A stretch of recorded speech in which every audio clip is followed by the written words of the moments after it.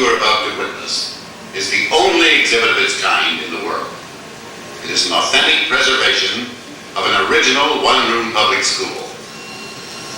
This particular school was used for classes from 1877 through May of 1969. At one time, there were 396 one-room schoolhouses in the public elementary school system of Lancaster County. Today, they have virtually disappeared from the American scene. The few remaining in this area rigidly enforce a policy of no visitors. For generations, the children of the Amish and other plain sects in the Pennsylvania Dutch country have acquired their education in a building just like this one. The school attendance would vary from 30 to 40 pupils, and grades 1 through 8 were taught in the same room. In our school today, we have just 30 pupils due to the grip affecting the whole district. Yes, even those hardy Pennsylvania Dutch were not immune to worldly ills. The plan of our schoolroom is basic to all one-room schools. Notice the blackboard across the front. The teacher's desk, elevated to allow a sight advantage over the room. A large clock is mounted on the wall behind the students to discourage clock watching. On the other side of the room is the famous pot-bellied stove, making the room toasty warm in the coldest winter days. The stove, however, was often used for an interesting and belly-warming function. The children would each bring a large potato from home in the morning, mark it carefully, and put it on top of the old stove. By lunchtime, they would have a delicious baked potato to eat along with the other nourishing foods that their mothers had packed in their lunch kettles. You can imagine the aroma in the school all morning. There are many large windows in the room, a necessity because the building had no electricity. Now please let me journey with you to the late 1930s and experience a typical school day with these young area students. The opening exercises are just about completed. Selected biblical passages have been read. The Lord's Prayer has been prayed.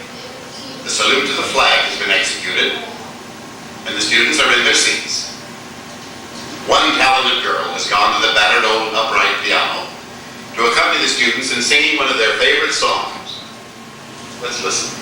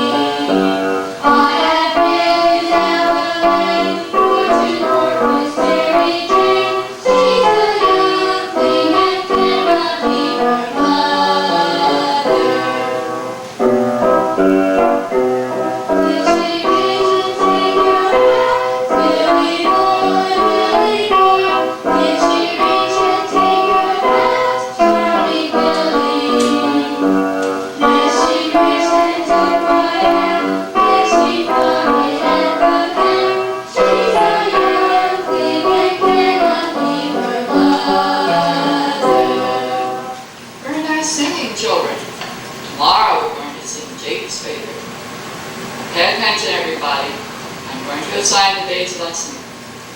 Grades 7 and 8, you will have a test in arithmetic, and you may study now while I make the other assignments. Grades 4 and 5, open your readers to chapter 9 and read it silently to yourself. Remember to keep those mouths closed when you read, and see a picture in your mind as you read this story.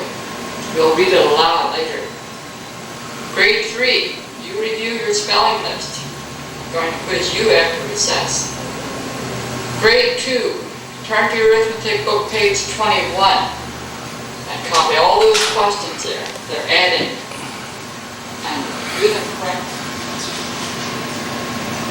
As you can see, one teacher is responsible for grades 1 through 8. This is a big responsibility. But these teachers really love their chosen profession, and they put their all into it. Discipline is, of course, a necessity, especially when you assemble 37 healthy young children in one room. punishment for a misdeed is meted out in several ways, depending on the severity of the deed. The student may be made to stay after school, and he or she will be home late to do the chores. The parent now becomes involved, and the student will be appropriately punished at home as well as at school. The teacher was allowed to use corporal punishment when necessary, and the parents condoned this. Each teacher was supplied with a ferrule, a broad, flat ruler, which was applied to the palms, thighs, or another part of the student's anatomy. Uh-oh. It seems that we have a disciplinary problem developing right now. It's Earl again. Look at him, pulling Becky's pigtail. It's lucky for him the teacher was giving John a chore at the blackboard and didn't see his misdeed. Oh, or he would eat his supper standing up tonight. John, will you please erase the blackboard? I'll give you some new figures to place there. And while John's doing that, Mary, will you please pass out the test papers to grade 7 and 8? Thank you, Mary. Now grade 4. Who will read aloud for me? Jonas? Miss Clark, can I read my favorite, please? Of course, Jonas. The little toy dog was covered with dust, but sturdy and staunch he stands. And the little toy soldier is red with rust, and his musket moves in his hand. Time is when the little toy dog was new, and the soldier was passing fair. And that was the time when our little boy Blue kissed them and put them there. Now don't you go till I come, he said, and don't you make any noise. So toddling off to his trundle bed, he dreamed of pretty toys. And as he was dreaming an angel song, awakened the little boy Blue. Oh, the years are many and the years are long, but the little toy friends are true. How faithful to little boy Blue they stand, each in the same old place, awaiting the touch of a little hand and the smile of a little face. And they wonder as waiting these long years through, in the dust of that little chair, what was becoming of our little boy Blue, since he kissed them and put them there. Very good, Jonas. Now, will somebody from the 5th grade please read? All right, Barbara. I shot an arrow into the air. It fell to earth, I knew not where. For so swiftly it flew, the sight could not follow it in its flight. I breathed the song into the air. It fell to earth, I knew not where. For it has sight so keen and strong that it can follow the flight of song. Long, long afterward, in an oak, I found the arrow still unbroke, and the song from beginning to end I found again in the heart of a friend. Thank you, Barbara. That was very well done. See? You can do it if you put your mind to it. Yes, Molly, what is it? Miss Clark, before we take our arithmetic test, would you please explain again about compound interest? I'm not very clear on that.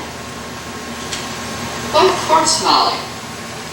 When you're going to find your compound interest, first of all, you will change your percent to 100. 6% will be 0.06. You multiply that times the $675. That answer will be just the interest. Excuse me, Molly. Not now, Eve. We're going to go out for recess in just a minute. All right, Molly. You do it that way, and you'll find that you get the answer.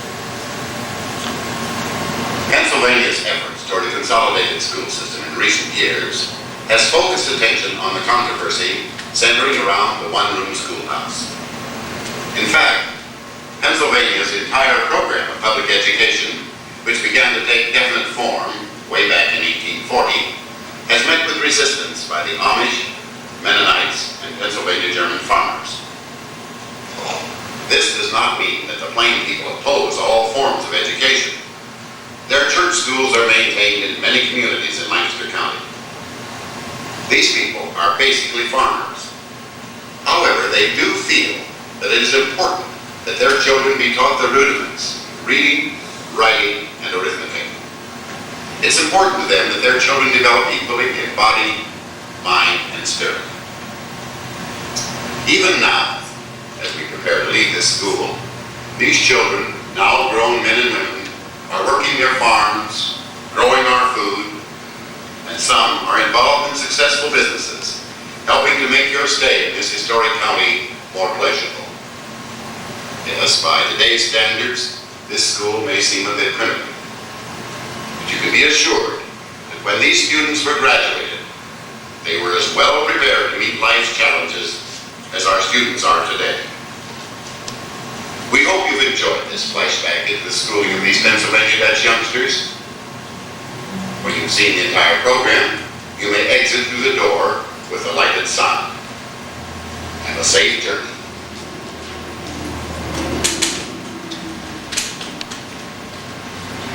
Does anyone have any questions before you leave the school?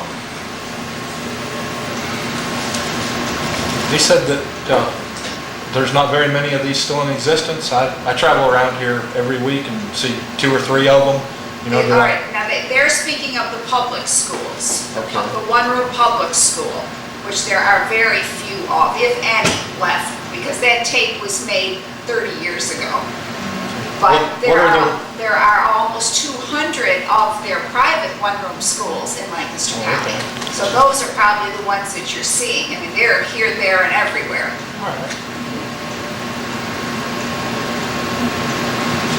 Okay, we thank you for coming. Enjoy the rest of your day. Fabulous. You're welcome.